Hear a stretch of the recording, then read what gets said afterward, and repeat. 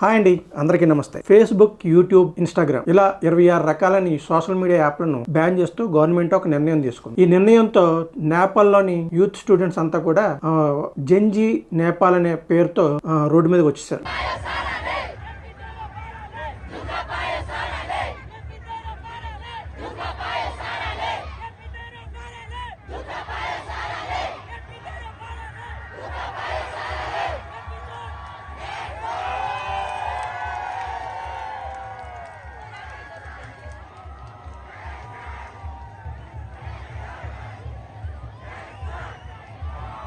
వాళ్ళంతా కూడా ప్రొటెస్ట్ చేస్తూ నేపాల్ పార్లమెంట్ ని ముట్టడి చేయడానికి కూడా ప్రయత్నం చేశారు. సో ఇందులో ఒకరి ప్రాణం కూడా కోల్పోవడం జరిగింది. అయితే వీళ్ళు అసలు ఫేస్బుక్, యూట్యూబ్, ఇన్స్టాగ్రామ్ లాంటి సోషల్ మీడియా యాప్లను ఎందుకు బ్యాన్ చేసింది నేపాల్ గవర్నమెంట్ అంటే, నేపాల్ గవర్నమెంట్ ఈ సోషల్ మీడియా యాప్లన్నిటికీ కూడా ఒక కండిషన్ పెట్టింది. ఏదైతే ఈ యాప్లు ఉన్నాయో వారందరూ కూడా నేపాల్ గవర్నమెంట్ రూల్స్ ప్రకారం ఇక్కడ గవర్నమెంట్ లో రిజిస్ట్రేషన్ చేయించుకోవాలి. అంతేకాదు వాళ్ళ తరపున ఒక నేపాల్ సిటిజన్ ని ఎంప్లాయీని ఇక్కడ నియమించుకోవాలి. ఏదన్నా ఈ ఇష్యూస్ ఉంటే, గవర్నమెంట్కి ఏదైనా ప్రాబ్లమ్స్ ఏమన్నా వస్తాయి సోషల్ మీడియా ద్వారా కూడా, సోషల్ మీడియా పోస్టుల ద్వారా కానీ, అవన్నీ అడ్రస్ చేస్తూ వాటికి సమాధానం చెప్తూ ఈ యొక్క ఎంప్లాయీ, నేపాల్లో ఉన్న ఎంప్లాయీ, ఆ యాప్లకు సంబంధించిన ఎంప్లాయీ వారికి సమాధానం చెప్పాలి. వారికి ఏదైనా డౌట్స్ ఉంటే నివృత్తి చేయాలి. ఆ విధంగా చేస్తేనే ఈ యాప్లు ఉంటాయి. లేదంటే ఈ యాప్లు అన్నింటినీ ఇక్కడ బ్యాన్ చేస్తామని చెప్పేసి వారందరికి కూడా నోటీసులు పంపించి వారికి చెప్పారు. అయితే ఈ సోషల్ మీడియా యాప్లన్నీ కూడా వీటికి ఇంటర్నేషనల్ లాస్ ప్రకారం తప్ప వీటికి ఎప్పుడు కూడా మేము ఒబ్బై చేయమని చెప్పేసి వాళ్ళందరూ కూడా రిజెక్ట్ చేశారు. గవర్నమెంట్ పెట్టిన రూల్ ని వ్యతిరేకించారు. దాంతో నేపాల్ గవర్నమెంట్ ఇంకా చెప్పిన మాట ప్రకారం ఈ 26 యాప్లని ఫేస్బుక్, ఇన్స్టాగ్రామ్, యూట్యూబ్ మరియు ఇతర యాప్లన్నిటిని కూడా బ్యాన్ చేసి పడేశారు. దాంతో అక్కడ నేపాల్లోని యూత్ అంతా కూడా రోడ్ల మీదకి వచ్చి పెద్ద ఎత్తున రోడ్లన్నీ బ్లాక్ చేసేసి పార్లమెంట్ ని కూడా ముట్టడి చేయడానికి ప్రయత్నం చేశారు. నా వెనకాల నడుస్తున్న వీడియోస్ అవే.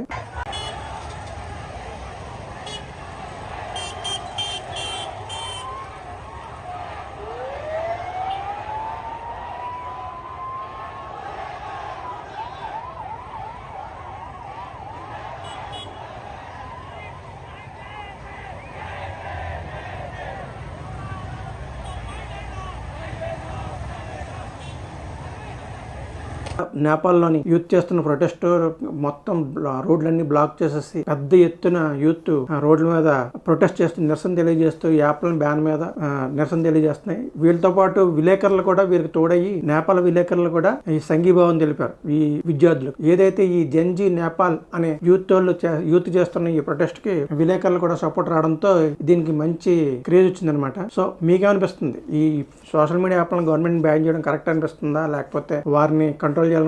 ఎందుకంటే ఫేక్ న్యూస్ల మీద ఉక్కుపాదం అని చెప్పేసి మన తెలుగు, ఆంధ్రాలోను ప్లస్ తెలంగాణలో కూడా అంటే బ్యాన్ చేద్దాం, లేదంటే వీటిని రెస్ట్రిక్ట్ చేద్దాం, వేరే రాసే వార్తలు కొంచెం చైతన్యవంతంగా ఉంటున్నాయి కాబట్టి వీటిని కంట్రోల్ చేయాలి. ఎందుకంటే మెయిన్ స్ట్రీమ్ మీడియాలు అవి కూడా వాళ్ళ చేతుల్లో ఉంటున్నాయి. ఏ పార్టీ మీడియా ఆ పార్టీకే ఉంటుంది కాబట్టి నిజమైన వార్త ఏంటన్నది తెలియట్లేదు. ఇప్పుడు చంద్రబాబు నాయుడు గారు తప్పు చేశారంటే సాక్షిలో చూడాలి. సాక్షి జగన్ గారు తప్పు చేస్తే ఈనాడు, ఆంధ్రజ్యోతి లేదంటే టీవీ5 లాంటి వాటిలో చూడాలి. అంతే తప్ప నిజాలు ఏది నిజమో ఏది రావట్లేదు. ఎవరికి వాళ్ళు పొగుడుకుంటున్నారు, లేదంటే ఎదుటి వాళ్ళని తిట్టుకుంటున్నారు. ఏదో ఇద్దరు మనుషుల మధ్య గొడవలు మాత్రమే చూస్తున్నట్టుగా ఉంది. కాబట్టి ఒరిజినల్ గా ఏది వార్త, ఏది నిజం, ఏది ప్రజలకు మంచిది, ఏది చెడ్డ చేసింది అనేది ఒక సోషల్ మీడియా ఒక్కటనే తెలుస్తుంది. సో వాటిని కూడా కంట్రోల్ చేయడానికి ఈ రాజకీయ నాయకులు ఒక కొత్త ఎత్తుగడలు అయితే, కొత్త టెక్నిక్స్ అయితే తీసుకుని వస్తున్నారు. దీన్ని మీరు నేపాల్ చేస్తున్న యూత్ ని మీరు సపోర్ట్ ఇస్తారా? అలాగే ఇండియాలో కూడా ఇటువంటి సోషల్ మీడియాను తొక్కేయాలి, సోషల్ మీడియాను కంట్రోల్ చేయాలనే లాంటి రాజకీయ నాయకులు చేసే ఎత్తుగడలను మీరు ఎలాగా చూస్తారు? వారికి మీ సమాధానం ఏంటన్నది మీ కామెంట్ రూపంలో తెలియజేయండి. నమస్తే.